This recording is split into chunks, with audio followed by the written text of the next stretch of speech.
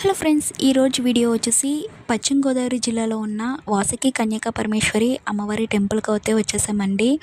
ఇది వచ్చేసి మనకి తణుకుకి 20 కిలోమీటర్స్ దూరంలో ఉన్న పెనుకొండ ఉన్న ఒక గ్రామంలో ఉందండి. ఈ అమ్మవారి టెంపుల్ వచ్చేసి అమ్మవారు వచ్చేసి ఇక్కడే పుట్టి పెరిగిన ఒక విలేజ్ అండి ఇది. ఇక్కడే మనకి వాసుకి కన్యకా పరమేశ్వరి అమ్మవారి ఆలయం అయితే ఉంది. ఈ వీడియోలోకి వెళ్ళిపోయి కర్మ విషయాలు అయితే మాట్లాడుకుందాము. ఇక్కడ నాకు బాగా అట్రాక్టివ్గా నచ్చింది ఈ కలశం అండి. మేమైతే నైట్ టైం వెళ్ళాము. నైట్ గురించి నాకు నైట్ వ్యూ అనేది మీ అందరికీ తోని షేర్ చేసుకుంటున్నాను. ఇక్కడ చూస్తున్నారు కదా, అక్కడ వచ్చేసి మనకి అద్దాల మేడ అనేది కూడా ఉంటుందండి.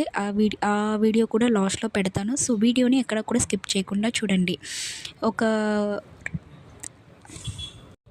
రాజు ఈ అమ్మవారిని అందం చూసి పెళ్లి చేసుకుందాము అని అనుకుంటారు. అమ్మవారు వచ్చేసి కన్యక ఉండాలి అనుకుంటూ తానే ఆత్మవృద్ధి చేసుకుంటారండి. నిప్పుల్లో దూకి ఆత్మవృద్ధి చేసుకొని ఆ రాజ్యాన్ని అక్కడ ఉన్న ప్రజల్ని కాపాడతారు. ఆ అమ్మవారి ఆత్మవృద్ధి చేసుకున్నప్పుడు 102 కులమోళ్ళు కూడా అక్కడ ఆత్మవృద్ధి అనేది అమ్మవారితో చేసుకుంటారు. సో అందుకని ఈ అమ్మవారిని కన్యకా పరమేశ్వరి అమ్మవారి అని పేరు అనేది వచ్చిందండి. శ్రీ వాసుకి కన్యకా పరమేశ్వరి అమ్మవారి పేరు. అమ్మవారి పేరు వచ్చేసి వాసుకి అండి. ఈ రకంగా మనకి ఆత్మవృద్ధి అవడం వల్ల శ్రీ వాసుకి కన్యకా పరమేశ్వరి కన్యక అనేది పేరు అనేది అమ్మవారికి వచ్చింది. ఈ అమ్మవారి విగ్రహం వచ్చేసి మనకి 90 అడుగులు ఉంటుందండి. మొత్తం కూడా 40 కేజీల మనకి వెండి, బంగారం అన్నీ కూడా కలిపి ఈ అమ్మవారి విగ్రహం అనేది పంచలోకాలతో తయారు చేయబడ్డది.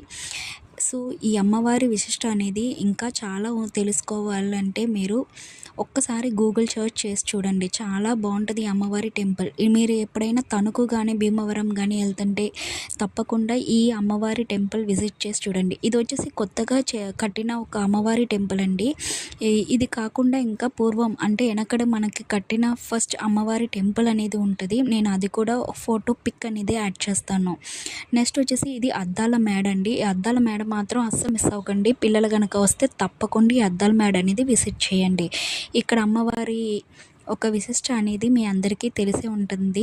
ఈ అద్దాల మేడ అనేది కూడా చాలా బాగుంటుందండి. తప్పకుండా విజిట్ చేసి చూడండి. చాలా బాగుందండి. అమ్మవారి యొక్క ఆశీస్సులు అందరికీ ఉండాలని నేను మనస్ఫూర్తిగా కోరుకుంటున్నాను. మీకు ఏమైనా డౌట్స్ కానీ ఏమైనా ఉంటే నాకు కింద కమెంట్ చేయండి. తప్పకుండా మీకు రిప్లై ఇస్తాను.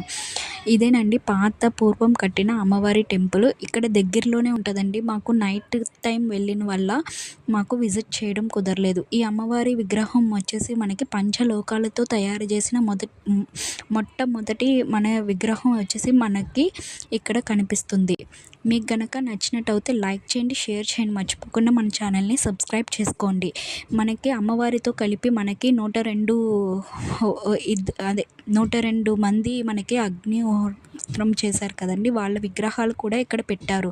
అమ్మవారు అలా చేసిన వాళ్ళ కులమోళ్ళని మనకి అందరినీ తప్పకుండా చల్లగా చూస్తానని మాట అనేది ఇచ్చారంటండి. ఇంకా దీని గురించి డీటెయిల్స్ తెలుసుకోవాలంటే ఒకసారి గూగుల్ సెర్చ్ చేయండి. అమ్మవారి గురించి చాలా విశిష్టం అనేది ఉందండి. అలాగే మనం ఎప్పుడైనా ఎక్కడికైనా వెళ్ళినప్పుడు ఇది ఒక స్మాల్ సజెషన్ అండి. దాని గురించి డీటెయిల్స్ అనేది కంపల్సరీ తెలుసుకొని మనం వెళ్తే ఇంకా మంచి అనుభూతి అనేది మనకి దొరుకుతుందని ఆశిస్తున్నానండి. ఎందుకంటే మనకు తెలియకుండా వెళ్ళాం దానికి తెలుసుకుని వెళ్ళిన దానికి చాలా డిఫరెన్స్ అనేది ఉందండి. మనకి ఆ ఫీల్ అండ్ ఆ వైబ్స్ అనేది బాగుంటుంది. టెంపుల్కి వెళ్ళాక చాలా విషయాలు తెలుసుకున్నాను నేను. మీ అందరికీ కూడా తెలియజేసాను అనుకుంటున్నాను.